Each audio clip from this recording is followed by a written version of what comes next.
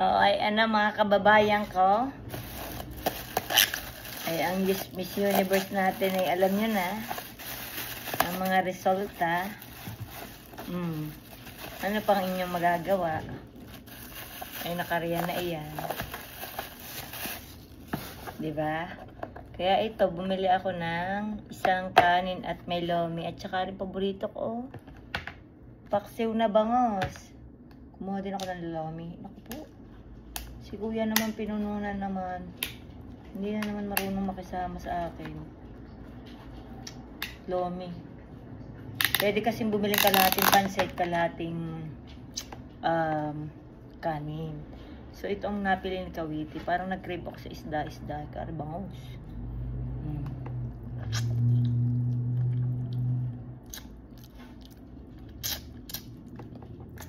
Wala tayong kabahagi ngayon. Wala si Tito Darza.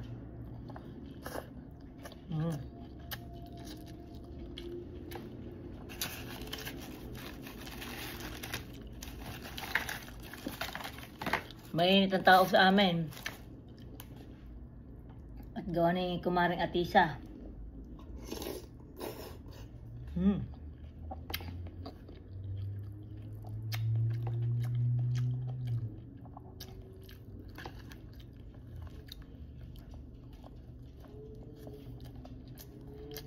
Sabi ko nga sa mga kaibigan ko, kung hindi mananalo si Atisa,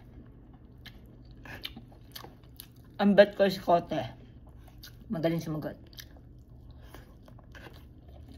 Beauty din.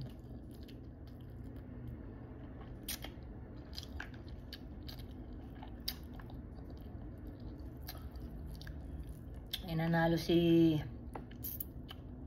Kumarin Jingy Pacquiao. Kala ko nandun sa apo. Sumali pala.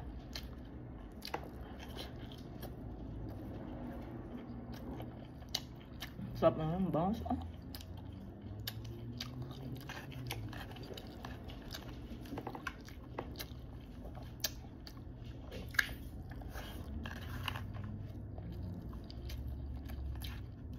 Mainit ang ulo ni Juicy Jessie.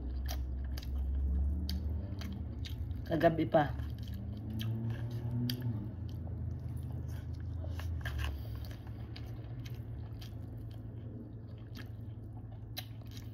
Huwag muna kayo magpapagupit sa mga bakla.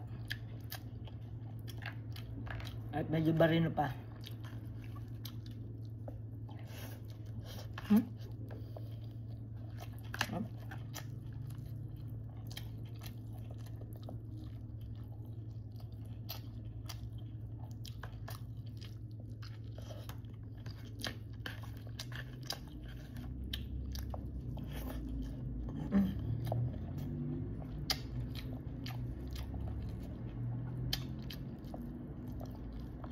Sarap na ulo.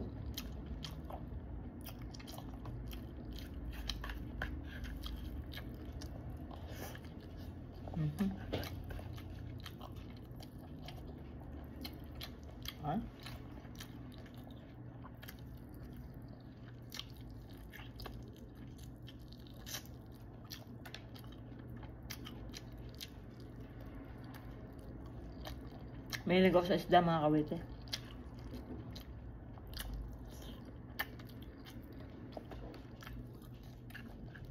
Okay,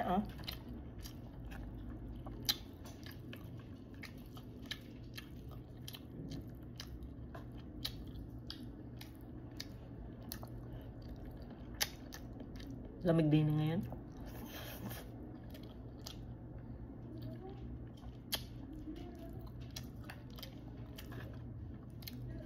Sa amin sa Candelaria ay ano? Mga bakla.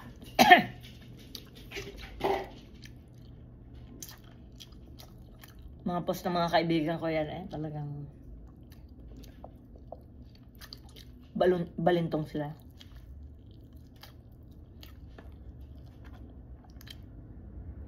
Parang ang sama ng loob nun, ano?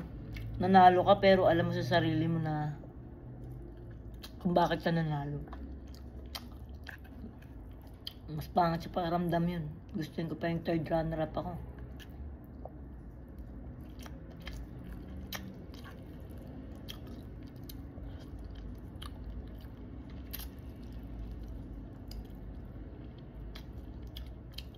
Sana pinanalo na lang nila sa Thailand.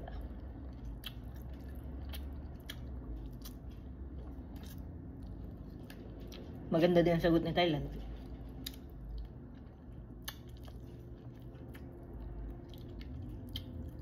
Ganun talaga.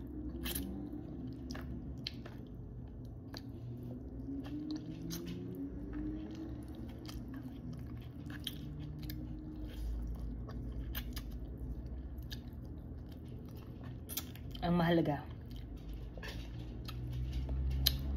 lumaban ang mga Pilipinas nating mahal. Si Kumarang Atisa.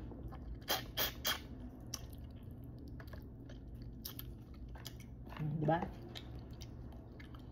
Ngayon, tapos na tayo sa isda.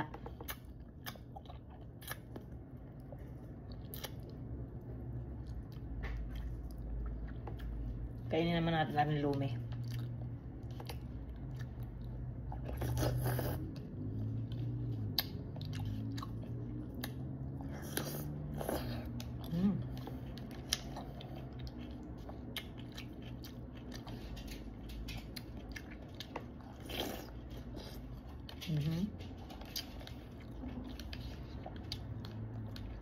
Sa mga koyta.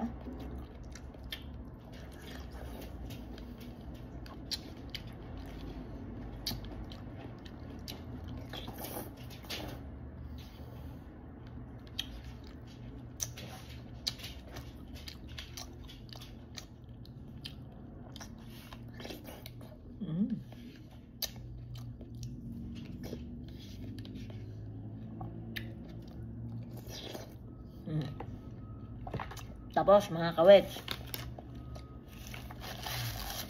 mabilis lang ang kain, ano.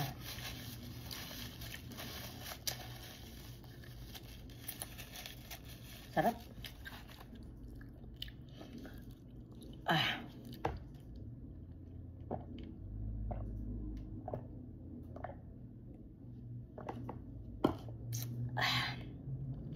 Thank you, Miss Atisa Manalo.